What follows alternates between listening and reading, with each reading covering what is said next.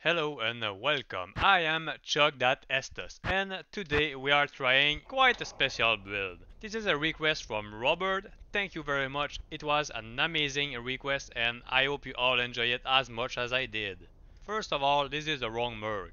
Pick yourself a fire rogue from Act 1, equipped with a Fate bow and a Templar's Might. It's going to be much better than an Act 2 merc. Here we have 2k physical damage. It's not much, but it's going to get much better.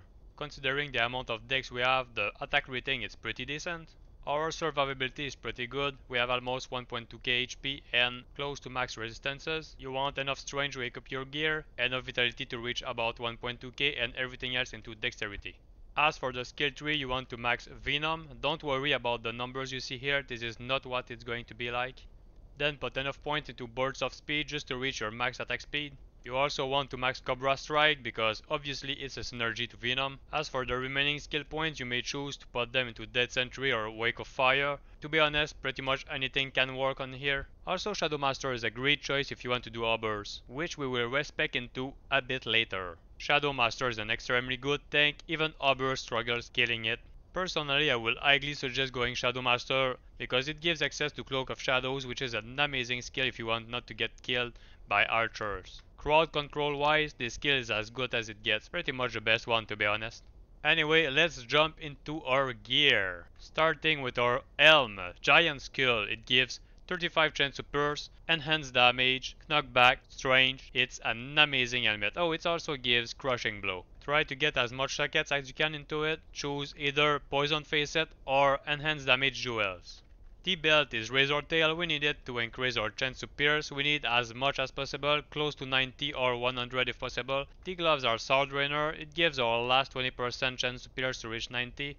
It also has dual reach and reducing enemy defense is pretty good, so those are probably best in slots in my opinion. The bow is Widowmaker, obviously for the Multishot skill. You can choose to put either enhanced damage jewels or poison facets into it. Both works pretty good depending on the way you want to deal your damage. It also gives 33% deadly strike, which is pretty good by itself. With our boots and amulet we reach close to 70%, so it gives a nice little boost to our physical damage. The amulet is High Lord only for the increased attack speed and deadly strike. The boots are Gore Rider, deadly strike, crushing blow, open wounds, all great stats. Here you can see one ring is Bolkatos. You should probably be using Wisp Projector instead and use the Earth of Wolverine to increase your physical damage. And the second ring is Ravenfrost, cannot be frozen, great dexterity and attack rating. This is a must-have ring. We are using a full belt of Shadow Discipline GCs to increase the Venom damage as much as we can because this is gonna be our main buff skill. These more charms are not necessary. You can use max HP, attack rating, resistances, do with what you have and what you can get to stay alive. On swap we have Viper Fork. It boosts our poison damage quite a lot, even more so than +5 skills from Otto and Lidless. You can see the difference for yourself. I am showing it right about now. As you can see, the difference is 500 damage at this skill level. For pre-buff, you can use an helm with +2 skills or 3 with Corrupt and 3 sockets ideally filled with poison facets. Try to find an amulet with +2 skills or 3 and a ton of strength so you can save a few points to equip Shadow Dancer boots. The other stats from the amulet does not matter, this is only pre-buff. The boots are Shadow Dancer +2 to Shadow Discipline, so it means we are increasing our Venom damage. The belt is Arak. It gives +1 to all skills, which is the only reason we are using this. The armor is obviously Brimber. It gives an insane amount of poison skill damage. If the RNG doesn't fuck you up, try to aim for at least 35 poison damage. And finally, the gloves are Trangals because they give +15% to poison skill damage. We could also be using CTA to get Battle Command to increase our skill +2 +1, but I think we pretty much have enough gear to swap around as it is. So with all that in mind, we have our poison damage at 5.6k. It may not seem like a lot, but it's over 0.4 seconds. So that's actually pretty good. So let's go ahead and boost ourselves, then we'll swap our gear around and let's go right into it.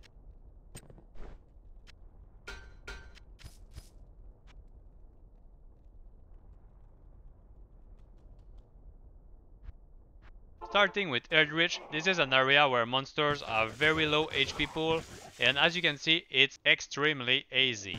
Then we have the Chaos Run. We will start at exactly 5 minutes, and let's see how long it takes. Keep in mind there are quite a few poison immunes in this area, so I'm going to try and skip as much of them as I can. And please don't mention it, I know I forgot to use burst of speed.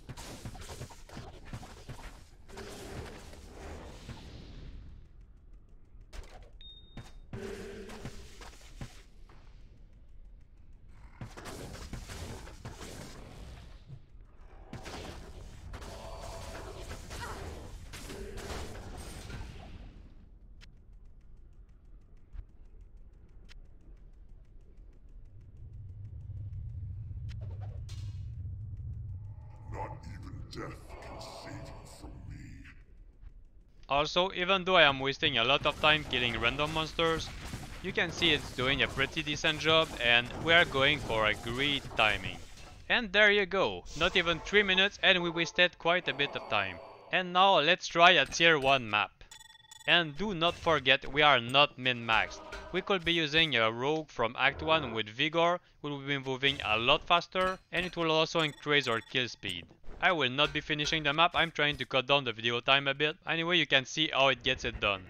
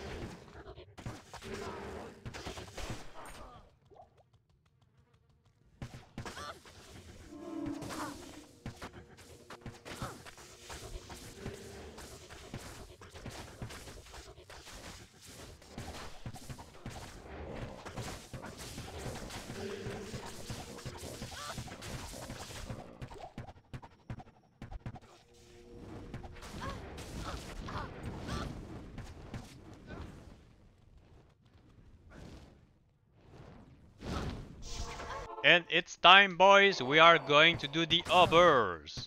Do you think we can do it? Probably, right?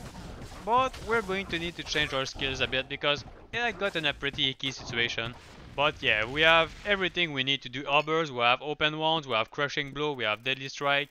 We did a lot of poison damage, so there is no reason we can do it. But hey, right after the others, we do Dclone.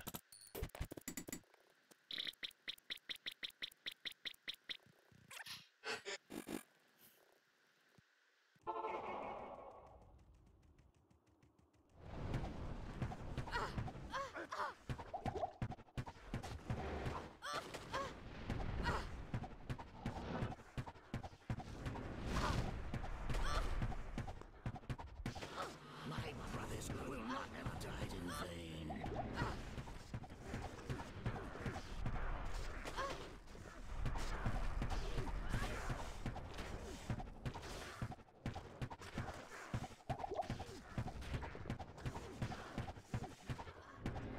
My brothers will not have died in vain.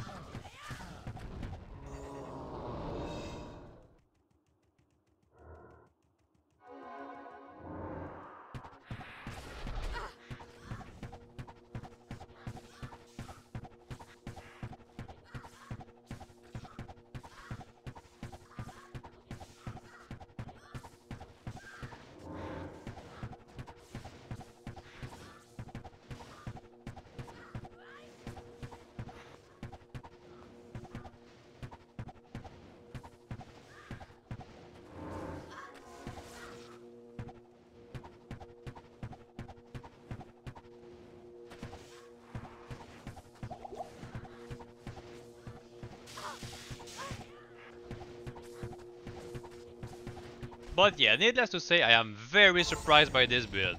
I was a bit on the side, but decided that it would honor to at least give it a try. It's an amazing build, and in my opinion, it's with better setup, I'm sure it competes with top tier builds. Anyway, if you noticed I sound a bit dead compared to my usual videos, do not worry, I simply recorded pretty late last night because I got super excited when I tried the build and saw how crazy potential it had. And well, this is the end. I hope you enjoyed the video. Don't forget to let me know if you find something that could be improved on this build. And if you have some crazy ideas for other builds, just leave a comment and I'll try it for you. Thank you so much for watching, and until then, see you next time. Bye bye.